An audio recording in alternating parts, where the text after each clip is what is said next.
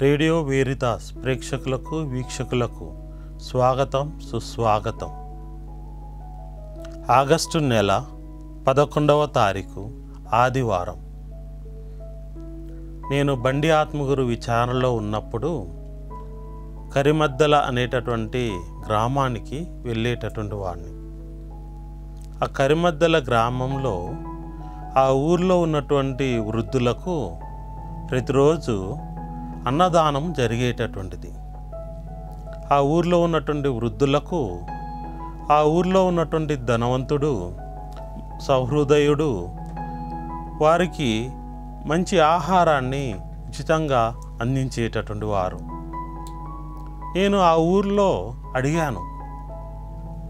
అడిగితే అతని గురించి ఆ ప్రజలు ఈయనే మాకు అన్నం కుండ అని పిలిచేటటువంటి వారు, ఈయనే మాకు అన్నాన్ని పెట్టేటటువంటి గొప్ప పాత్ర అని చెప్పేటటువంటి వారు. క్రమక్రమంగా అతన్ని ఈయనే మాకు అన్నం అని చెప్పారు. అతను అసలు పేరు మర్చిపోయారు.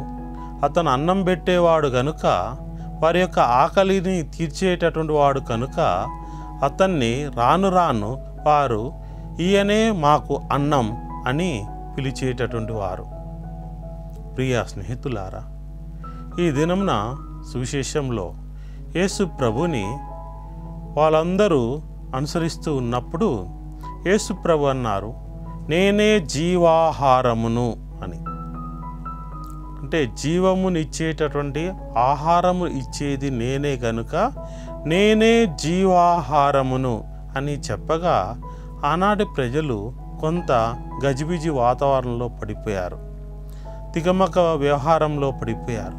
ఏమిటి ఈయన చెప్పేది అని అనుకున్నారు. అయితే ఆనాటి ప్రజలు అన్నారు, మోషే మాకు ఎడారిలో మా పితరులకు మన్నాను కురిపించారు అని. యేసుప్రభు అన్నారు, మీకు మోషేగా అది ఇచ్చింది, పరలోకమందున్న నా తండ్రి ఆ మన్నాను కురిపించారు అని చెప్పారు.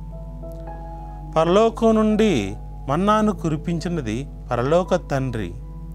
ఆ మన్నాను భుజించి వారందరూ మరణించిరి. ప్రియ స్నేహితులారా, ఈ దినమున యేసు ప్రభు సువిశేషంలో చెబుతూ ఉన్నారు, రకరకాలుగా యేసు ప్రభు చెబుతూ ఉన్నారు. ఆనాడు జీవించడానికి ఆహారమును ఎడారిలో పరలోక తండ్రి కురిపించి వారందరూ భుజించి మరణించారు. కానీ ఈనాడు నేనిచ్చు ఆహారమును భుజించి ఎవడును మరణించడు అని యేసుప్రభు చెప్తూ ఉన్నారు. ప్రియ స్నేహితులారా, మరణం అంటే మనం గుర్తు చేసుకోవాలి. మరణం అంటే చనిపోయినారంటే మనం మరణం అంటే అందరూ మరణించే వాళ్ళే కదా అని అనుకోవచ్చు. మరణం అంటే ప్రభువునందు నిద్రిస్తూ వివిధ రకాలైనటువంటి అర్థాలు వస్తున్నవి. మరణం అంటే చనిపోయినారంటే, నరకాగ్ని పాలైనారంటే అని అర్థము వస్తుంది. అదే ప్రభువునందు నిద్రిస్తున్నారంటే పరలోకంలో వారు ప్రవేశించారని అర్థము. కనుక వారి పితరులు ఎడారిలో మన్నాను భుజించి వారు మరణించిరి. కానీ నేనిచ్చు ఆహారమును భుజించి ఎవడును మరణమును చవిచూడడు అని యేసు ప్రభు చెప్తూ ఉన్నారు.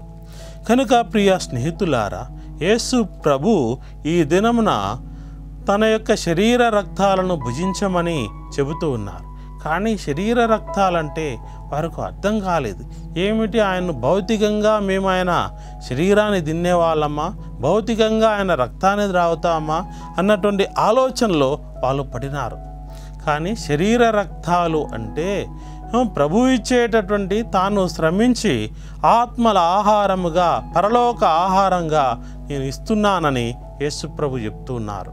కనుక నేనే జీవాహారమును అని యేసుప్రభుని మనం విశ్వసించి మనం రక్షణ పొందుదాము. ఆమేన్.